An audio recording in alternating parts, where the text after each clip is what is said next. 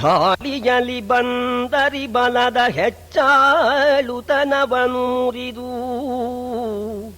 ಸಂಧಿಯ ಮೇಲೆ ಧರ್ಮಜ ಬಂದು ಹೊಕ್ಕನು ಹಸ್ತಿನಾಪುರವ. ಧಾಳಿಯಲಿ ಬಂದು ಅರಿಬಲದ ಹೆಚ್ಚಾಳುತನವನು ಮುರಿದು ಸಂಧಿಯ ಮೇಲೆ ಧರ್ಮಜ ಬಂದು ಹೊಕ್ಕನು ಹಸ್ತಿನಾಪುರವ.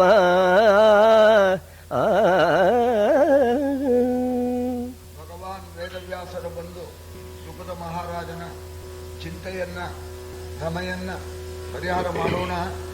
ಆಮೇಲೆ ದ್ರುಪದ ಮಹಾರಾಜ ವ್ಯಾಸರ ಅಪ್ಪಣೆಯಂತೆ ದ್ರೌಪದಿಯನ್ನ ಪಂಚಪಾಂಡವರಿಗೂ ಕೂಡ ಧಾರೆ ಎರೆದು ಕೊಡ್ತಾನೆ. ದ್ರೌಪದಿ ಪಾಂಡವರ ವಿವಾಹೋತ್ಸವ ವಿಜೃಂಭಣೆಯಿಂದ ನೆರವೇರುತ್ತೆ. ಈ ವಿಷಯ ತಿಳಿದು ಧೃತರಾಷ್ಟ್ರ ಮಹಾರಾಜ ನಮ್ಮ ತಮ್ಮನ ಮಕ್ಕಳು ಬದುಕಿದ್ದಾರೆ, ಅವ್ರನ್ನ ಕರ್ಕೊಂಬಾಪ ಅಂತ ಹೇಳಿ ವಿದುರನಿಗೆ ಹೇಳಿ ನಂತರ ವಿದುರ ಪಾಂಡವರನ್ನ ಹಸ್ತಿನಾವತಿಗೆ ಕರ್ಕೊಂಡು ಬರ್ತಾನೆ. ಕಿಂಚಿತ್ ಪೂರ್ವ ಕಥಾನುವಾದ.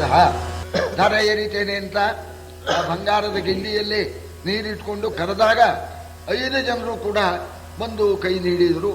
ಅದು ನೋಡಿ, ಏನಪ್ಪ ನೀವು ಧರ್ಮಿಷ್ಠರು, ನೀವು ಪ್ರಾಕೃತ ಜನರಂತೆ ಅಲ್ಲ, ಇದೆಲ್ಲರೂ ಉಂಟೆ ಈ ಪದ್ಧತಿ. ಒಬ್ಬ ಕಣ್ಣಿಗೆ ಬಹುಪತಿತ್ವ ಅಂತ ಅನ್ನೋದು ಇಲ್ಲೇ ಇಲ್ಲ. ಧರ್ಮರಾಜ ನೋಡು, ನಿಮ್ಮ ಪೈಕಿ ಯಾರು ಬಂದರೂ ಕೂಡ ಅವನು ಒಬ್ಬನಿಗೆ ನಾನು ಧಾರೆ ಎರೆದುಕೊಡ್ತೇನೆ ಅಂತ ಅನ್ನೋಣ. ನಾವು ಧರ್ಮದಿಂದ ಚ್ಯುತರಾದವರಲ್ಲ. ನಮ್ಮ ತಾಯಿ ನಮಗೆ ಗುರುಸ್ಥಾನದಲ್ಲಿ ಇರ್ತಕ್ಕವಳು.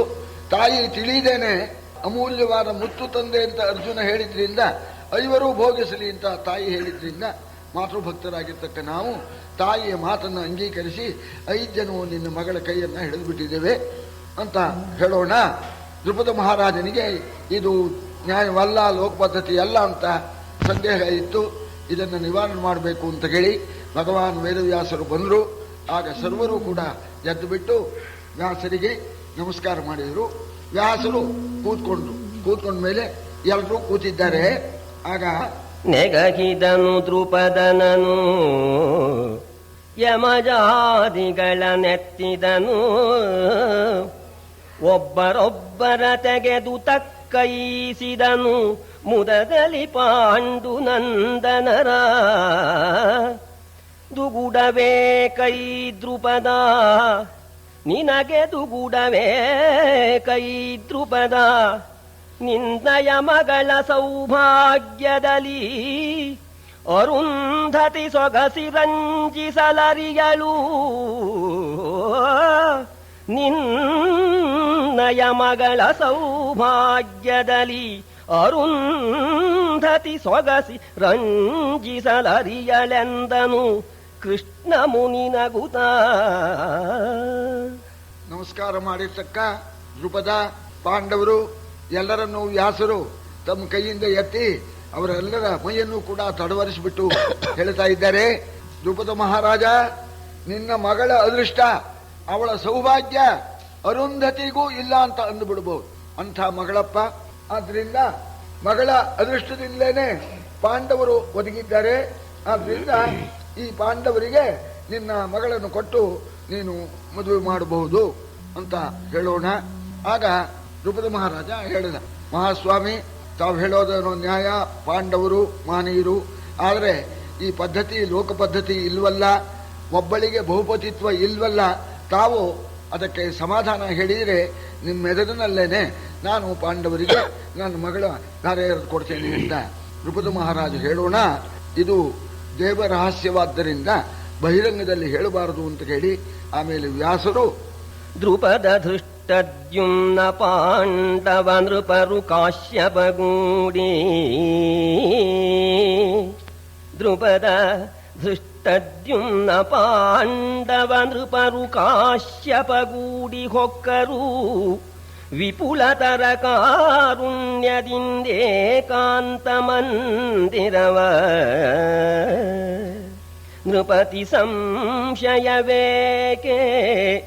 ನೃಪತಿ ಸಂಶಯವೇಕೆ ನಾವಿದನಪಹರಿಸುವೆವು ಪಾಂಡು ಪುತ್ರ ಪುತ್ರರನುಪಚರಿಸು ನೃಪತಿ ನೀ ಪಾಂಡು ಪುತ್ರರನುಪಚರಿಸು ವೈವಾಹವನು ವಿಸ್ತರಿಸು ಸಾಕೆಂದ. ದ್ರುಪದ, ದೃಷ್ಟದ್ಯುಮ್ನ, ಪಾಂಡವರು, ಪುರೋಹಿತರಾದ ಕಶ್ಯಪರು, ಈ ಕಡೆ ಈ ಪಾಂಡವರ ಪುರೋಹಿತರಾದ ಧೌಮ್ಯರು, ವೇದವ್ಯಾಸರು ಇವರೆಲ್ಲರೂ ಕೂಡ ಏಕಾಂತ ಮಂದಿರಕ್ಕೆ ಹೋಗಿದ್ದಾರೆ. ಅದು ಕೂಡ ಬಹಳ ರಮ್ಯವಾಗಿತ್ತು. ಅಲ್ಲಿ ಹೋಗಿ ಎಲ್ಲ ಕೂತ್ಕೊಂಡ್ರು. ಮತ್ತೆ ವ್ಯಾಸರು ಹೇಳಿದರು, ದ್ರುಪದ ಮಹಾರಾಜ ಸಂದೇಹ ಪಡಬೇಡ, ನೀನು ವಿವಾಹ ಮಾಡು ಅಂತಂದ್ರು. ಸ್ವಾಮಿ ಸಂದೇಹ ಪಡಬೇಡ ಅಂದ್ರೆ ಸಂದೇಹ ಹೋಗಿಲ್ವಲ್ಲ ಅಂತಂದ. ಬಹುಪತಿತ್ವ ಅನ್ನೋದು ಇಲ್ವಲ್ಲ ಅಂತ ಹೇಳೋಣ.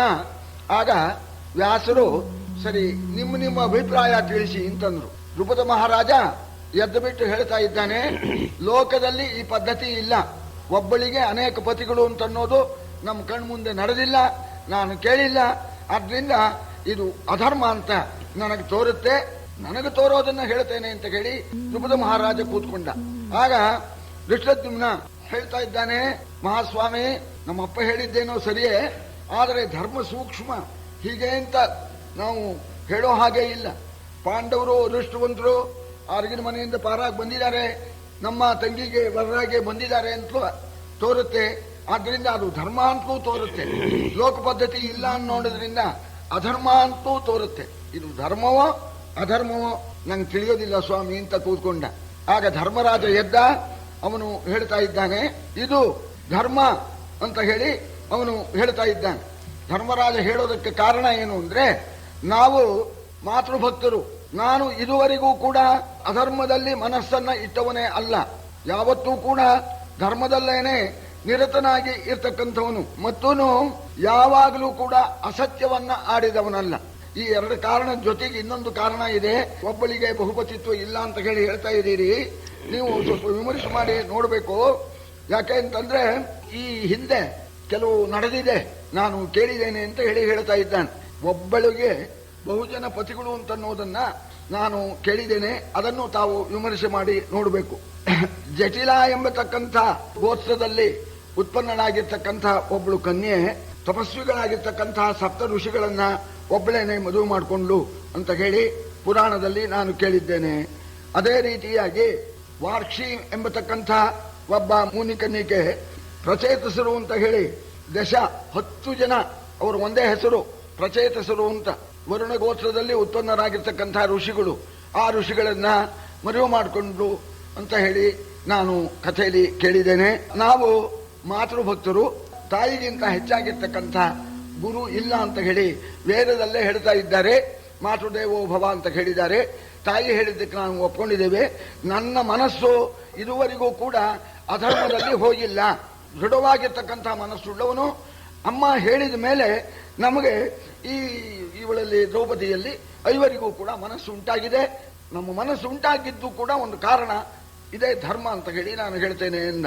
ಆಗ ಕುಂತಿದೇವಿಯ ಅಭಿಪ್ರಾಯವನ್ನ ವ್ಯಾಸರು ಕೇಳಿದ್ರು. ಕುಂತಿದೇವಿಯ ಅಭಿಪ್ರಾಯ ಕೇಳೋಣ. ಆಗ ಕುಂತಿದೇವಿ ಹೇಳಿದ್ಲು, ನಮ್ಮ ಧರ್ಮರಾಜ ಹೇಳಿದ್ದೇನೆ ನನಗೂ ಸಮ್ಮತವಾಗಿ ಕಾಣುತ್ತೆ, ಆದರೆ ಲೋಕ ಪದ್ಧತಿ ಇಲ್ಲ ಅಂತ ಎಲ್ಲ ಅಂತ ಇದ್ದಾರೆ.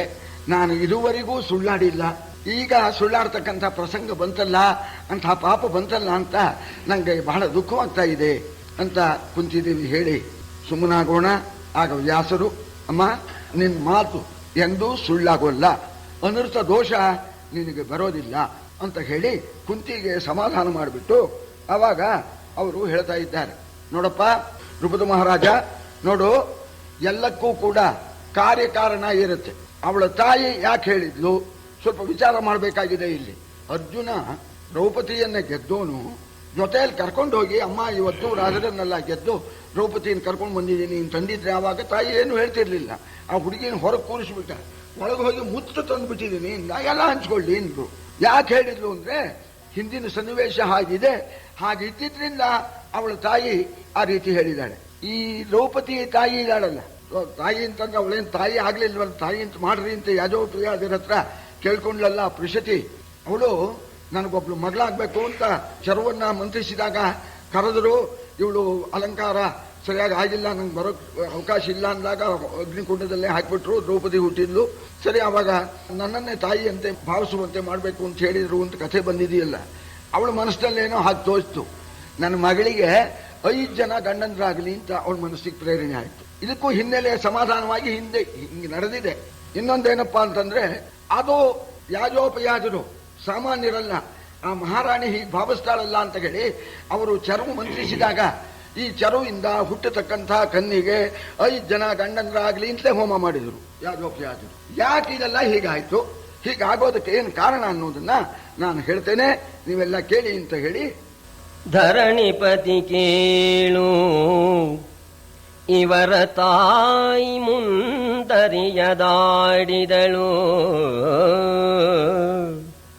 ಆ ನುಡಿಯನುತ್ತರಿಸಬಾರದು, ಧರ್ಮವಿದುವರ ಮಾತೃಭಕ್ತರಿಗೆ. ಗುರುವಚನದ ನಿಮಿತ್ತವದ ಪತಿ ಕರಿಸಿ ಚರಿಸಿದ ಪೂರ್ವ ಜನ್ಮದ ಸರಸಿಜಾಕ್ಷಿಯ ಕಥೆಯ ನರುಬುವೆನು. ಗುರುವಚನದ ನಿಮಿತ್ತ ಅದಪತಿ ಕರಿಸಿ ಚರಿಸಿದ ಪೂರ್ವ ಜನ್ಮದ ಸರಸಿಜಾಕ್ಷಿಯ ಕಥೆಯ ನರುಬುವೆನು. ಇನ್ನು ಕೇಳೆಂದ. ದ್ರುಪದ ಮಹಾರಾಜ ಈ ಪಾಂಡವರ ತಾಯಿ ಸಾಧ್ವಿಯಾಗಿರ್ತಕ್ಕಂಥ ಕುಂತಿದೇವಿ ತಿಳಿದೇನೆ 5 ಜನರು ಮದುವೆ ಆಗಿ ಅಂತ ಅಂದುಬಿಟ್ಲು. ಮಾತೃಭಕ್ತರಾಗಿರ್ತಕ್ಕ ಪಾಂಡವರು ಅಮ್ಮ ಹೇಳಿದಂತೆ ನಾವು 5 ಜನ ಮಾಡ್ಕೊಳ್ತೇವೆ ಅಂತ ಅವರು ಹೇಳಿದ್ದಾರೆ, ಒಪ್ಕೊಂಡಿದ್ದಾರೆ. ಇದಕ್ಕೆ ಸಂಬಂಧಪಟ್ಟಿರ್ತಕ್ಕಂಥ ಇವರ ಕಥೆನ ನಾನು ಹೇಳ್ತೇನೆ ಕೇಳು. ಈ ಮಗಳು ಯಾರು, ಈ ಪಾಂಡವರು ಯಾರು, ಇವರ ಹಿಂದಿನ ಜನ್ಮದ ಕಥೆಯನ್ನು ಹೇಳ್ತೇನೆ, ನಿನ್ನ ಮನಸ್ಸಿನ ಸಂಶಯ ನಿವಾರಣೆಯಾಗತ್ತೆ. ಮುನ್ನ ನಾರಾಯಣಿಯನಿ ಪುದಿ ಕಂದಿಕೆಯ ಪೆಸರು, ಮುನ್ನ ನಾರಾಯಣಿಯನಿ ಪುದಿ ಕಂದಿಕೆಯ ಪೆಸರು. ಒಬ್ಬ ಕುಣ ಸಂಪನ್ನ ಮುನಿಪನ ವಧೂ ಪತಿವ್ರತೆಯರಿಗೆ ಗುರುವೆನಿಸಿ. ಉನ್ನತೋನ್ನತ ಭಕ್ತಿ ಭಯದಲ್ಲಿ ತನ್ನ ಪತಿ ಪರದೈವವೆಂದು. ಉನ್ನತೋನ್ನತ ಭಕ್ತಿ ಭಯದಲ್ಲಿ ತನ್ನ ಪತಿ ಪರದೈವವೆಂದು ವಿಪನ್ನನನು ಕೊಂಡಾಡುತ್ತಿದ್ದಳು. ರಾಯ ಕೇಳೆಂದ. ಸ್ವರ್ಗಲಕ್ಷ್ಮಿ ಸ್ವರ್ಗಶ್ರೀಯೇನೇ ಮುನಿಕನ್ನಿಕೆಯಾಗಿ ಹುಟ್ಟಿದ್ದಾಳೆ. ಆ ಮುನಿಕನ್ನಿಕೆಯಾದಾಗ ಅವಳಿಗೆ ನಾರಾಯಣಿ ಅಂತ ಹೆಸರು. ಬಹಳ ಗುಣವತಿಯಾಗಿದ್ದಾಳೆ. ಅಂಥ ನಾರಾಯಣಿ ಮೌದ್ಗಲ್ಯ ಅಂತ ಮಹರ್ಷಿ, ಆ ಋಷಿಯನ್ನ ಮದುವೆ ಮಾಡಿಕೊಂಡ್ಲು. ಅವನು ಸಾಮಾನ್ಯನಲ್ಲ, ತನಗೆ ಸರಿಯಾದ ಪತಿ ಅಂತ ತಿಳ್ಕೊಂಡೇನೆ ಆ ಮೌದ್ಗಲ್ಯನನ್ನ ಮದುವೆ ಮಾಡಿಕೊಂಡಿದ್ದಾಳೆ. ಕೆಲವು ದಿವಸ ಸಂಸಾರ ನಡೀತು. ಉನ್ನತವಾದ ಪತಿಭಕ್ತಿಯಿಂದ ಮೌದ್ಗಲ್ಯನನ್ನ ಸೇವೆ ಮಾಡ್ತಾ ಇದ್ದಾಳೆ. ಅದನ್ನು ನೋಡಿದ, ಇದು ನಾವು ಅನುಕೂಲವಾಗಿ ಇರೋಣದ್ರಿಂದ ಹೀಗೆ ಮಾಡ್ತಾ ಇರಬಹುದು, ಇವಳ ಅಂತಃಕರಣವನ್ನ ಪರೀಕ್ಷೆ ಮಾಡಬೇಕು ಅಂತ ಹೇಳಿ ಅವಳು ಉನ್ನತೋನ್ನತ ಭಕ್ತಿಯಿಂದ ಸೇವೆ ಮಾಡಿರೂ ಕೂಡ ಆ ಮೌದ್ಗಲ್ಯ ಈ ಹುಡುಗಿ ನಿಜವಾಗೂ ನನ್ನಲ್ಲಿ ಪ್ರೀತಿಯಿಂದ ಇದ್ದಾಳೆಯೇ, ಕೃತ್ರಿಮವೇ, ಇದನ್ನು ಪರೀಕ್ಷೆ ಮಾಡಬೇಕು ಅಂತ ಹೇಳಿ ಆ ಮಹಾನುಭಾವ ಕಾಯಿಲೆ ಬರೆಸ್ಕೊಂಡ. ಅಲ್ಲ, ಕಾಯಿಲೆ ಬೇಡ ಅಂತ ಯಾರು ಅಂತಾರಲ್ಲ, ಅವನು ಕಾಯಿಲೆ ಬರೆಸ್ಕೊಂಡಿದ್ದಾನೆ. ವಿಪನ್ನ ಏನು, ಅದರ ಜೊತೆಯಲ್ಲಿ ಅಸಖ್ಯವಾಗಿರ್ತಕ್ಕಂಥ ಕುಷ್ಠ ರೋಗವನ್ನು ದೇಹಕ್ಕೆ ಅಂಟಿಸ್ಕೊಂಡ್ಬಿಟ್ಟ. ಆದರೂ ಕೂಡ ಅವಳು ಆ ನಾರಾಯಣಿ ತಪೋನಿಧಿ ಕುಷ್ಠರೋಗ ಪರೀತ ಬೀಭತ್ಸೆಯಲಿ ಹುದುಗಿರಲು ಈತಳೋದರಿ ಭಜಿಸುತ್ತಿದ್ದಳು ಭಾವಶುದ್ಧಿಯಲಿ. ಆತನು ಈಕೆಯ ಕೃತ್ಯದಲ್ಲಿ ಭಾವಾತಿಶಯದಲ್ಲಿ ಕೋಡಿಯನು ಹಿಡಿವಾದನಾಗಿರಲು ಒಂದು ದಿನವಿಂತಾಯಿತು ಕೇಳೆಂದ. ಭೀಭತ್ಸ, ಬಲು ಹೊಲಸು, ದುರ್ಗಂಧ, ಹೋಗೋ ಹಾಗೆ ಇಲ್ಲ, ಯಾರಿಗೂ ಸಾಧ್ಯವಿಲ್ಲ. ಆದರೆ ಮಹಾಪತಿಭಕ್ತಿ ಸಹಿಸ್ಕೊಂಡ್ಬಿಟ್ಲಂತೆ. ಅಂತ ಅಸಹ್ಯ ಹೊಲಸು ಕೊಳತು ಹೋಗಿದೆ, ದೇಹವೆಲ್ಲ ಕೊಳತು ನಾರ್ತಾ ಇದೆ. ಆದರೂ ಕೂಡ ಸ್ವಲ್ಪ ಭೀಭತ್ಸ ಪಡದೆ, ಅಸಹ್ಯ ಪಟ್ಕೊಳ್ಳದೆ ಸೇವೆ ಮಾಡ್ತಾ ಇದ್ದಾಳೆ. ಇಷ್ಟಾದರೂ ಅವನಿಗೆ ಕರುಣೆ ಬರಬೇಕಲ್ಲ, ಇನ್ನೂ ಪರೀಕ್ಷೆ ಮಾಡ್ತೇನೆ ಇಂದ ಅವ. ಇಷ್ಟೆಲ್ಲ ಮಾಡಿ ವರ್ಷಗಟ್ಟಲೆ ಅವಳು ಸೇವೆ ಮಾಡಿದ ಮೇಲೆ ಇನ್ನೂ ಅವಳ ಮನಸ್ಸು ಸರಿ ಇಲ್ಲ, ನೋಡಬೇಕು ಹೇಗಿದೆಯೋ ಅವಳ ಮನಸ್ಸಿನ ಇದನ್ನ ಏನಾರು ಹುಡುಕ್ಬೇಕು ಅಂತ ಉದ್ದೇಶ. ಹೆಂಡತಿಯಲ್ಲಿ ಹುಡುಕಿಬಿಟ್ಟು ಅವಾಗ ಏನಾರು ಅವಳಿಗೆ ಶಾಪ ಕೊಟ್ಬಿಡ್ಬೇಕು ಅಂತ ಹುಡುಕೋದಕ್ಕೆ ಹೋಗ್ತಾ ಇದ್ದಾನೆ. ಅವಳು ಮಾತ್ರ ಯಾವ ವಿಧವಾಗಿರ್ತಕ್ಕಂಥ ಅಸಖ್ಯ ಪಟ್ಕೊಳ್ಳದೆ ಸಾಧ್ಯ ಪತಿವ್ರತ ಶಿರೋಮಣಿ ಸೇವೆ ಮಾಡ್ತಾ ಇದ್ದಾಳೆ. ಇದು ಕೊನೆ ಪರೀಕ್ಷೆ ಅಂತ ಕೊನೆ ಪರೀಕ್ಷೆ ಮಾಡ್ದ ಆ ಮೌದ್ಗಲ್ಯ. ಏನು ಕೊನೆ ಪರೀಕ್ಷೆ? ಕೊಳೆತ ಬೆರಳನು ಭುಕ್ತ ಶೇಷದೊಳಿಲುಹಿದರೆ, ಕೊಳೆತ ಬೆರಳನು ಭುಕ್ತ ಶೇಷದೊಳಿಲುಹಿದರೆ, ಕಂಡೀಕೆ ಚಿತ್ತದೊಳಲುಕದೆ ಉಪಭೋಗಿಸೆ ಮುನೀಶ್ವರನದಕ್ಕೆ ಹರುಷದಲ್ಲಿ. ಊಟ ಕೂತಿದ್ದ ಮೌದ್ಗಲ್ಯ. ಆ ಊಟದ ಮಧ್ಯದಲ್ಲಿ ಒಂದು ಬೆರಳು ಕೊಳತೋಗಿದೆ. ಆ ತಾನು ಊಟ ಮಾಡಿರ್ತಕ್ಕಂಥ ಶ್ರೇಷ್ಠ ಅನ್ನದಲ್ಲಿ ಆ ಕೊಳತ ಬೆರಳನ್ನ ಕೆಡ್ಕೊಂಡ್ಬಿಟ್ಟ, ಎದ್ದು ಹೋಗ್ಮೇಲೆ ಪತಿಯ ಪಾತ್ರೆಯಲ್ಲಿ ಊಟ ಮಾಡತಕ್ಕಂಥದ್ದು ಪತಿವ್ರತೆಯ ಸ್ವಭಾವ. ಅವಳು ಬಂದು ಊಟಕ್ಕೆ ಕೂತ್ಕೊಂಡು ನೋಡ್ತಾ ಇದ್ದಾಳೆ. ಒಂದು ಬೆರಳು ಕೊಳತ ಬೆರಳು ಅಲ್ಲಿ ಬಿದ್ದುಬಿಟ್ಟಿದೆ. ಇವನು ನೋಡ್ತಾ ಇದ್ದಾನೆ, ಹೆಂಡತಿ ಮುಖ ನೋಡ್ತಾ, ಇವನು ಮರೆಯಲ್ಲಿ ನಿಂತ್ಕೊಂಡು ನೋಡ್ತಾ ಇದ್ದಾನೆ, ಆ ಮುಖದಲ್ಲಿ ಏನಾದ್ರು ವಿಕಾರ ಕಾಣುತ್ತೋ ಅಂತ. ಅವಳು ಆ ಬೆರಳನ್ನ ಆ ಕಡೆ ತೆಗೆದಿಟ್ಲು. ಆ ಬೆರಳನ್ನ ಮುಟ್ಟಿ ತೆಗಿಬೇಕಾದರೂ ಅವಳ ಮುಖದಲ್ಲಿ ಒಂದು ಜಿಹಾಸೆ ಕಾಣಲಿಲ್ಲ, ಅಸಖ್ಯತೆ ತೋರಿಸಲಿಲ್ಲ. ಅವಳು ಆ ಭುಕ್ತ ಶೇಷವನ್ನ ಸ್ವಲ್ಪವೂ ಕೂಡ ಸಂಕೋಚ ಪಡದೆ, ಅಸಖ್ಯ ಪಡದೆ ಊಟ ಮಾಡಿಬಿಟ್ಲು. ನೋಡಿದ ಜನ, ಏನು ಪರೀಕ್ಷೆ ಮಾಡಿಬಿಟ್ಟೆ ಅಂತ ಹೇಳಿ, ಇಂಥ ಪರೀಕ್ಷೆನ ಮಾಡಿದೆ, ಪರಮಾನುಗ್ರಹ ಮಾಡಬೇಕು ಅಂತ ಆ ಋಷಿಗೆ ಸಂತೋಷವಾಗಿಬಿಟ್ಟು, ಎಲೆಗೆ ಮೆಚ್ಚಿದೆ ನಿನ್ನು, ಎಲೆಗೆ ಮೆಚ್ಚಿದೆನು, ಇನ್ನು ನೀ ಮನವೊಲಿದುದನು ಬೇಡೆನನು. ಬಳಿಗಾಲನೆ ನುಡಿದಳು ದಿವ್ಯ ರೂಪಿನೊಳೆನ್ನ ನೆರೆಯೆಂದು.